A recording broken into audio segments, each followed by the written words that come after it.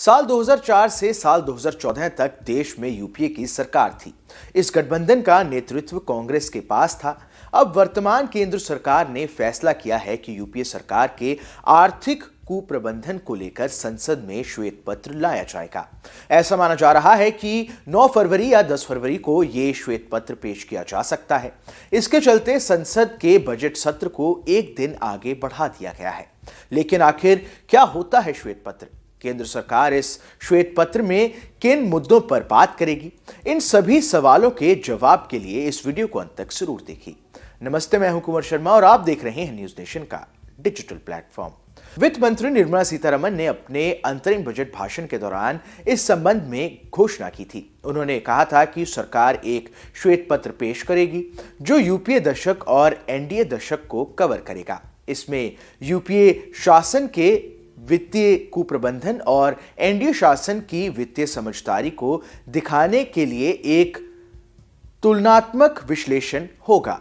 अब वित्त मंत्री निर्मला सीतारमण कांग्रेस के नेतृत्व वाले यूपीए के सत्ता छोड़ने के बाद देश की खराब आर्थिक स्थिति को उजागर करने के लिए दोनों सदनों में श्वेत पत्र पेश करेंगी। अब वित्त मंत्री निर्मला सीतारमण कांग्रेस के नेतृत्व वाले यूपीए के सत्ता छोड़ने के बाद देश की खराब आर्थिक स्थिति को उजागर करने के लिए दोनों सदनों में श्वेत पत्र पेश करेंगी और बताएंगी कि मौजूदा सरकार कैसे भारत की बदहाल अर्थव्यवस्था को पटरी पर लाई है। 5 फरवरी को ही प्रधानमंत्री नरेंद्र मोदी ने लोकसभा में राष्ट्रपति के अभिभाषण पर धन्यवाद प्रस्ताव पर हुई चर्चा का जवाब देते हुए कांग्रेस पर खूब निशाना साधा था। उन्होंने सदन में कहा था कि कांग्रेस सिर्फ एक परिवार में उलझ गई है। इन्होंने देश के लोगों के लिए कोई काम नहीं किया है। उन्होंने यूपीए के शासनकाल में हुए भ्रष्टाचार और अनियमितताओं के साथ ही कांग्रेस पार्टी की मंशा और विपक्षी दलों की नीयत पर भी सवाल उठाए थे। चलिए आपको ये बताते हैं कि इस श्वेत पत्र में किन मुद्दों पर बात की जाएगी। लेकिन उससे पहले ये जानते हैं कि श्वेत पत्र आखिर होता क्या है, इसे संसद में कैसे लाया जाता है। श्वेत पत्र की शुरुआत 99 साल पहले 1922 में ब्रिटेन में हुई थी। ये किसी विषय के बारे में ज्ञात जानकारी या एक स्टडी के परिणाम का समरी या कहें सारांश होता है। एक श्वेत पत्र किसी भी विषय के बारे में हो सकता है जिसमें उस विषय से संबंधित सभी पहलुओं को तथ्यों के साथ पेश किया गया हो। सिर्फ संसद में ही नहीं बल्कि कंपनियों की ओर से भी श्वेत पत्र लाए जा सकते हैं। कई पूर्व की सरकारें भी इससे पहले श्वेत पत्र संसद में लेकर आई हैं।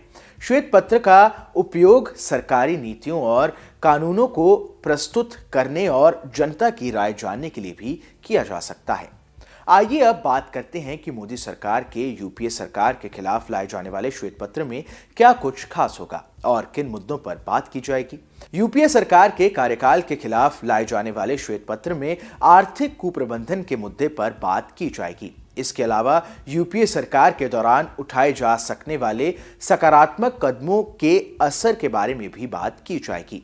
श्वेत पत्र में खास तौर पर यूपीए शासनकाल में आर्थिक अनियमितताओं का असर देश की अर्थव्यवस्था पर किस तरह पड़ा है, इस पर भी चर्चा की जाएगी। माना जा रहा है कि सरकार और विपक्षी सांसदों के बीच इस मुद्दे पर जमकर बवाल हो सकता है।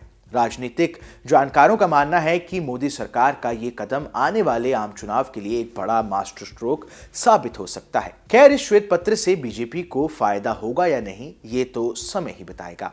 आपकी केंद्र सरकार के इस फैसले पर क्या राय है, हमें कमेंट कर जरूर बताएं। देश दुनिया की तमाम बड़ी खबरों के लिए देखते रहिए न्यूज नेशन का डिजिटल प्लेटफॉर्म।